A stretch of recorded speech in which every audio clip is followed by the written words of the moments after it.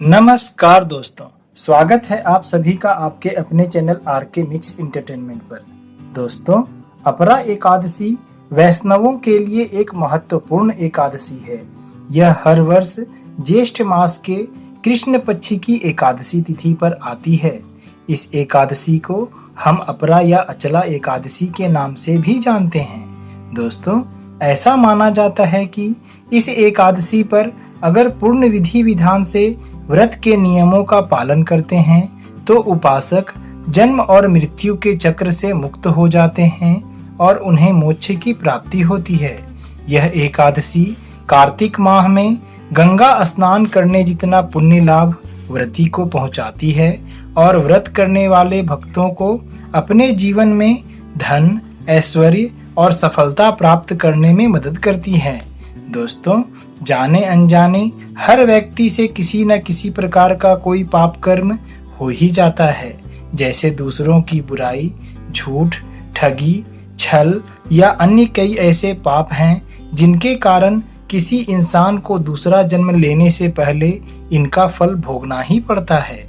लेकिन एकादशी का पुण्य व्रत करने से व्रती को जाने अनजाने किए उन सभी पापों से मुक्ति मिल जाती है और उसके पाप के प्रभाव में कमी आ जाती है।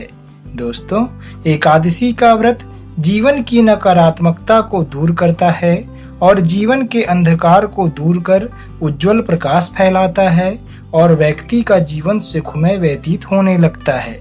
इसलिए अगर आप भगवान श्री हरि की कृपा दृष्टि अपने और घर पर बनाए रखना चाहते हैं तो एकादशी का पुण्य व्रत पूर्ण आस्था के साथ जरूर करें।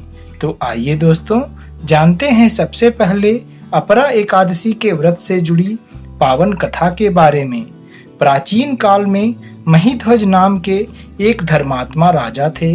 उनका छोटा भाई वज्रध्वज बड़ा ही क्रूर, अधर्मी तथा अन्यायी था और वह हमेशा अपने बड़े भाई से द्वेष की भावना रखता था।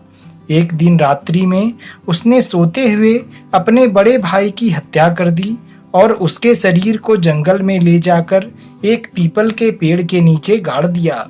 इस अकाल मृत्यु के कारण राजा की आत्मा प्रेत योनि से मुक्त नहीं हो पाई और एक प्रेतात्मा के रूप में उसी पीपल के वृक्ष पर रहने लगी और वहां से आने जाने वाले व्यक्तियों को परेशान करने लगी। एक दिन संयोगवश धौम्य नामक एक ऋषि उधर से गुजर रहे थे। उस प्रेत आत्मा ने उन्हें भी परेशान करना शुरू कर दिया। उन्होंने प्रेत को देखा और तपोबल से उसके अतीत को जान लिया और अपने तपोबल से प्रेत के उत्पात का कारण भी समझ लिया। सारी बातें जानने के बाद ऋषि ने मुस्कुराते हुए इस प्रेत को पीपल के पेड़ से नीचे उतारा तथा उसे परलोक विद्या का उपदेश दिया और उस दयालु ऋषि ने राजा को प्रेत योनि से मुक्त करने के लिए स्वयं ही अपरा एकादशी का व्रत किया और उस व्रत से अर्जित पुण्य को राजा को प्रेत योनि से मुक्त करने के लिए उन्हें अर्पित कर दिया।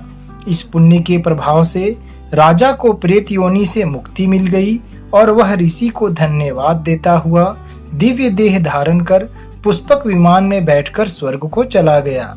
आइए दोस्तों, अब हम जानते हैं अपरा एकादशी के व्रत से जुड़ी पूजा विधि के बारे में। दोस्तों, एकादशी के व्रत की शुरुआत दशमी तिथि से ही हो जाती है, इसलिए व्रत से एक दिन पहले भी तामसिक भोजन का सेवन ना करें। एकादशी के शुभ दिन में स्नान आदि करने के पश्चात साफ वस्त्र धारण करें और भगवान श्री हरि विष्णु की प्रतिमा के सामने बैठकर हाथ में गंगा जल लेकर व्रत का संकल्प लें। इस शुभ दिन में व्रत का संकल्प करने के पश्चात माता तुलसी एवं भगवान भास्कर को जल अवश्य अर्पित करें।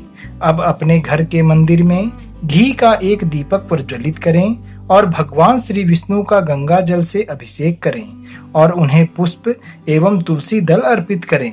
दोस्तों, एकादशी के व्रत में पूर्ण दिवस का उपवास रखने से पहले अपने स्वास्थ्य का ध्यान अवश्य रखें और उसी अनुसार व्रत के नियमों का पालन करें और अपनी पूजा विधि विधान से संपन्न करें। भगवान श्री हरि विष्णु की पूजा में इस बात का अवश्य ध्यान रखें कि आपकी पूजा सामग्री में तिल, फल, पीले पुष्प और तुलसी दल अवश्य रूप से हों। इस दिन भगवान श्री विष्णु के साथ ही माता लक्ष्मी का पूजन भी पूर्ण विधि विधान से करें। इसका बहुत ही शुभ फल प्राप्त होता है। इस दिन विष्णु सहस्त्रनाम का पाठ करें और भगवान श्री विष्णु के मंत्र ओम नमो नारायणाय या ओम नमो भगवते वासुदेवाय नमः का 108 बार या एक तुलसी की माला का जाप अवश्य करें और साथ ही व्रत से जुड़ी कथा का पठन या श्रवण अवश्य रूप से करें। दोस्तों, एकादशी के व्रत के पारण पर अगर हो सके तो अपने आसपास के ब्राह्मणों को दान जरूर करें और उन्हें भोजन अवश्य रूप से कराएं।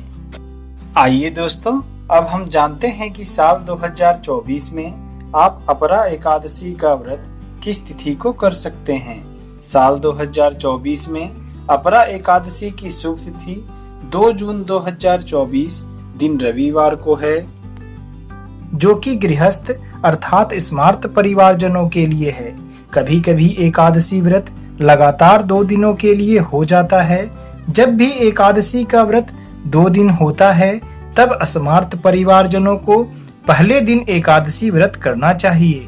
दूसरे दिन वाली एकादशी को दूजी एकादशी कहते हैं। सन्यासियों, विधवाओं और मोक्ष प्राप्ति के इच्छुक श्रद्धालुओं को दूजी एकादशी के दिन व्रत करना चाहिए। जब जब एकादशी व्रत 2 दिन होता है तब तब दूजी एकादशी और वैष्णव एकादशी एक ही दिन होती है। दोस्तों, इस वर्ष एकादशी के शुभ दिन में अर्थात 2 जून को रात्रि में 12:12 तक आयुष्मान योग रहेगा, जिसे अत्यंत ही शुभ योग कहा जाता है। इस शुभ दिन में भगवान श्री विष्णु और माता लक्ष्मी की उपासना करने से व्रती को दीर्घायु होने का वरदान प्राप्त होता है और साथ ही जीवन में चल रही आर्थिक संकटों से मुक्ति भी मिलती है। इस दिन एकादशी तिथि का आगमन 2 जून को ही सुबह के 5:04 पर हो रहा है तथा एकादशी तिथि 3 जून को सुबह के 2:41 पर समाप्त हो जाएगी और उसके बाद द्वादशी तिथि का आगमन हो जाएगा।